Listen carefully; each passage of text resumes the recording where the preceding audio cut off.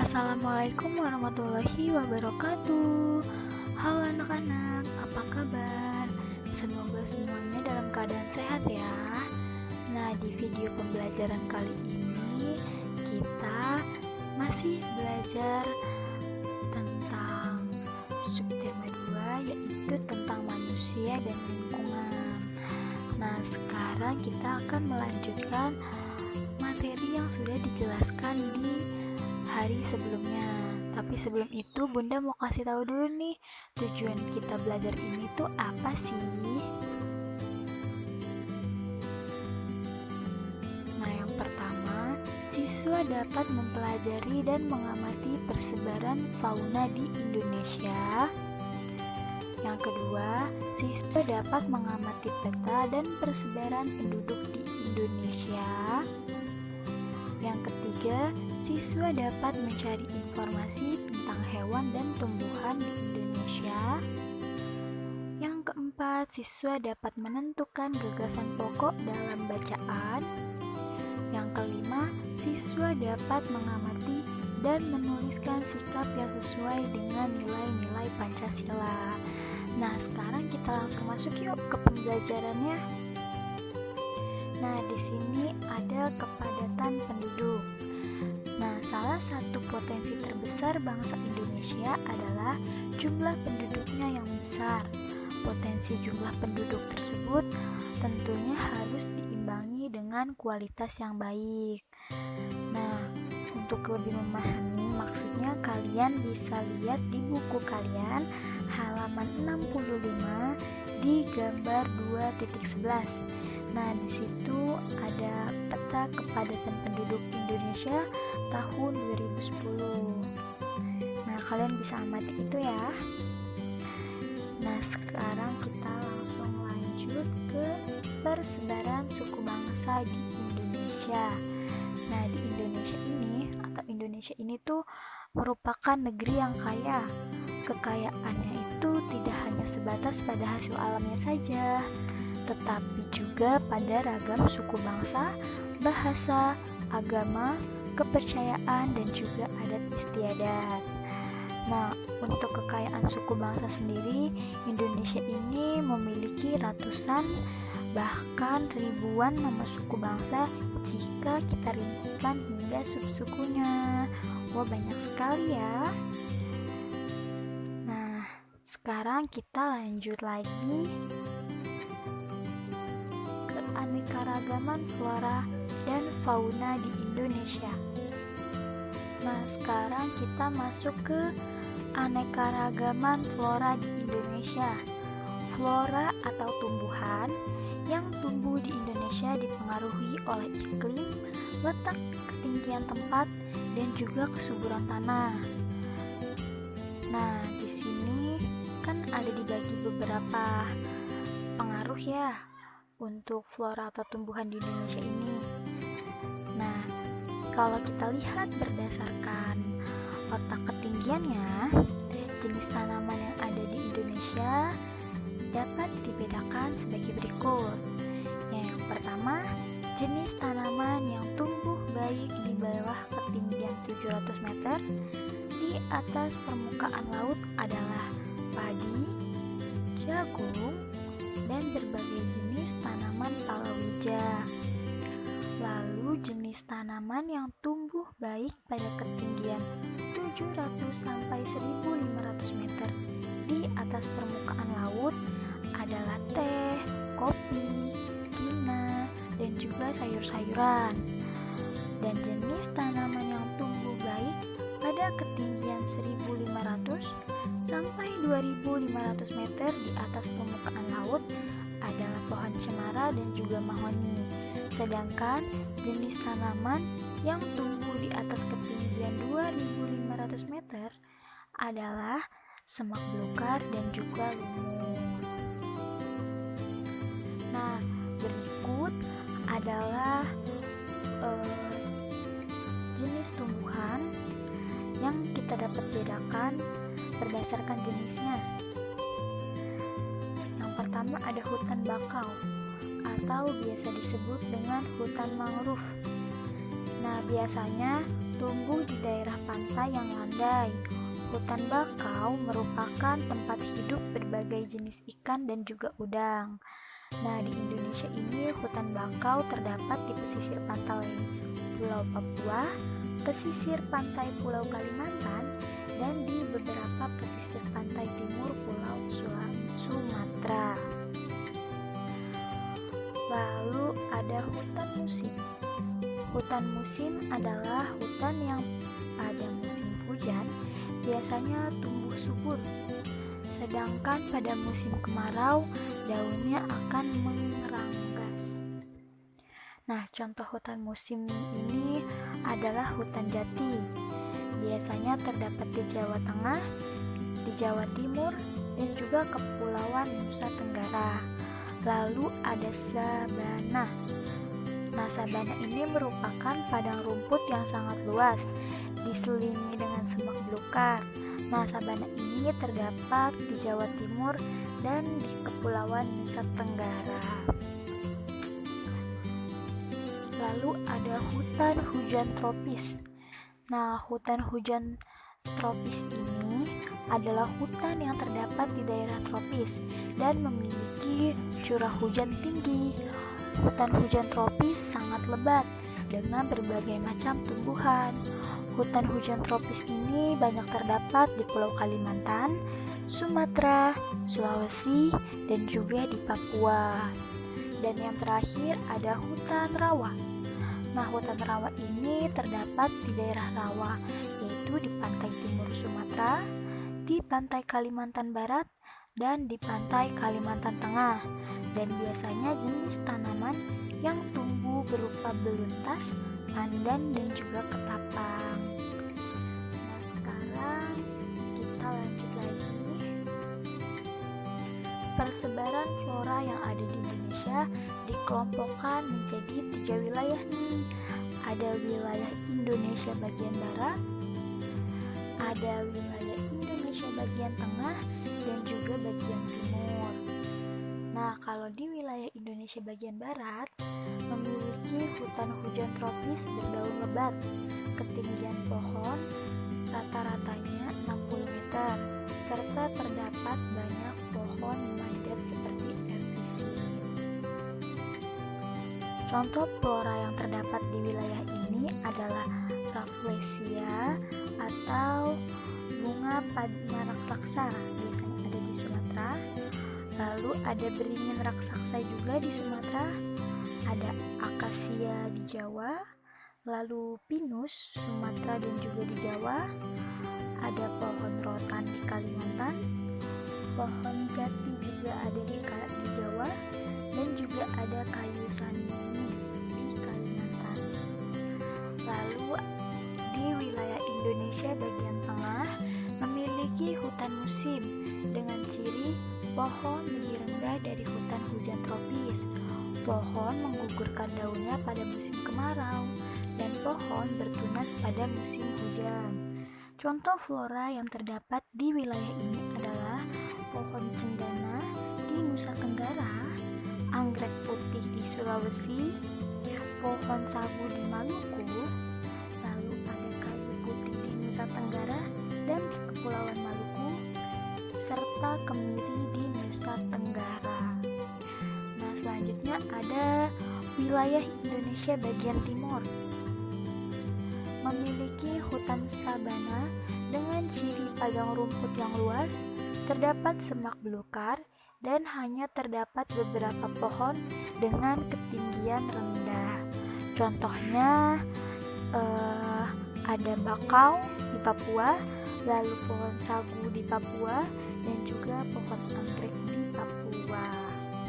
Sekarang kita lanjut lagi yuk. Nah, selanjutnya ada keanekaragaman fauna di Indonesia. Nah, fauna atau hewan di Indonesia sangat beraneka ragam. Hal ini disebabkan oleh wilayah Indonesia yang luas dan berbentuk kepulauan di wilayah tropis.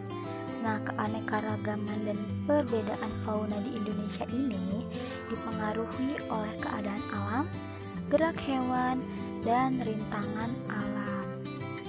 Menurut ilmuwan Inggris Alfred Russel Wallace, persebaran fauna di Indonesia dibagi berdasarkan 3 kelompok, yaitu fauna tipe asiatis, tipe peralihan, dan juga tipe australis. Nah, ketiga wilayah persebaran hewan tersebut memiliki keunikan dan ciri khas keragaman hewan yang ada di alam bebas. Nah, sekarang kita lanjut. Nah, menurut ilmuwan Inggris yaitu Alfred Russel Wallace, persebaran di Indonesia dibagi berdasarkan 3 kelompok, yaitu fauna tipe asiatis, tipe peralihan, dan juga tipe australis. Nah, fauna tipe asiatis ini berada di wilayah bagian barat Indonesia. Fauna di wilayah ini seperti fauna di wilayah benua Asia pada umumnya. Wilayah bagian barat Indonesia meliputi Sumatera, Jawa, Bali, dan Madura, dan juga Kalimantan.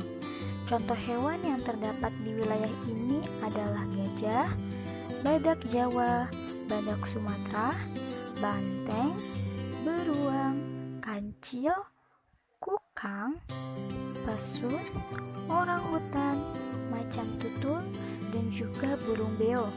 Lalu yang kedua ada fauna tipe peralihan. Nah, tipe ini berada di bagian tengah wilayah Indonesia.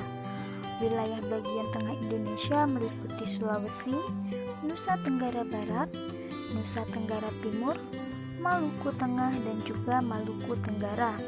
Contoh hewan di wilayah ini adalah anoa, babi rusa, komodo, kerbau liar, kuda liar, burung nuri, dan juga burung maleo. Lalu yang ketiga ada fauna tipe australis. Tipe ini berada di bagian timur wilayah Indonesia. Wilayah bagian timur Indonesia ini meliputi Maluku Utara dan juga Papua. Fauna di wilayah ini mirip dengan fauna di benua Australia. Contoh hewan yang hidup di wilayah ini adalah kuskus, rusa, kanguru pohon, cendrawasih, burung kakatua, dan juga ikan tengnya. Nah, selanjutnya ada iklim. Karena keadaan flora dan fauna merupakan salah satu hal yang mempengaruhi keadaan alam Indonesia. Keadaan alam Indonesia dapat dikelompokkan menjadi 2 bagian, yaitu keadaan fisik wilayah serta keadaan flora dan fauna. Keadaan fisik wilayah ini terdiri atas iklim dan keadaan bentuk permukaan bumi yang akan menentukan jenis tanahnya. Nah, pada bagian ini kita akan belajar mengenai keadaan fisik wilayah, yaitu iklim dan ketampakan alam atau keadaan bentuk permukaan bumi. Nah, sekarang kita bahas iklim dulu ya. Nah, di sini iklim merupakan keadaan rata-rata cuaca pada suatu wilayah dalam jangka waktu yang relatif lama. Ciri utama negara beriklim tropis adalah suhu udara yang tinggi sepanjang tahun, rata-rata 27 derajat Celcius, curah hujan tinggi, penyinaran matahari sepanjang tahun, dan lamanya siang dan malam hampir sama, yaitu sekitar 12 jam. Selanjutnya ada ketampakan alam. Nah, ketampakan alam ini merupakan sebuah bentang alam yang terjadi dengan sendirinya, misalnya gunung, danau, atau teluk. Ada juga ketampakan buatan. Ketampakan buatan ini dibuat oleh manusia untuk kepentingan tertentu, misalnya jalan raya, sawah, dan juga waduk. Nah, ketampakan alam di Indonesia ini terdiri atas wilayah daratan dan juga wilayah perairan. Luas wilayah daratan kepulauan Indonesia adalah sepertiga dari seluruh luas wilayah Indonesia, dan 2/3 wilayah Indonesia lainnya berupa lautan. Nah, berikut penjelasan masing-masing dari bentuk ketampakan alam. Yang pertama ada pegunungan. Pegunungan merupakan rangkaian gunung yang sambung menyambung satu sama lain serta mempunyai ketinggian lebih dari 500 meter di atas permukaan laut. Contoh pegunungan di Indonesia adalah Bukit Barisan di Pulau Sumatera, Pegunungan Dieng di Pulau Jawa, dan Pegunungan Kapuas di Pulau Kalimantan. Lalu ada dataran tinggi yang merupakan dataran yang terletak pada ketinggian lebih dari 600 meter di atas permukaan air laut. Contoh dataran tinggi ini ada dataran tinggi Priangan di Jawa Barat dan dataran tinggi Brastagi di Sumatera Utara. Lanjut lagi, ada dataran rendah, merupakan daerah yang memiliki ketinggian antara 0 sampai 200 meter di atas permukaan laut. Dataran rendah ini sangat luas, terdapat di pantai timur Sumatera, Pulau Kalimantan bagian selatan, Tenggara dan Barat, serta Papua bagian selatan. Lalu ada pantai. Pantai adalah wilayah perbatasan antara daratan dan juga perairan. Pantai ada yang berbentuk landai dan ada juga yang curam. Lalu ada laut.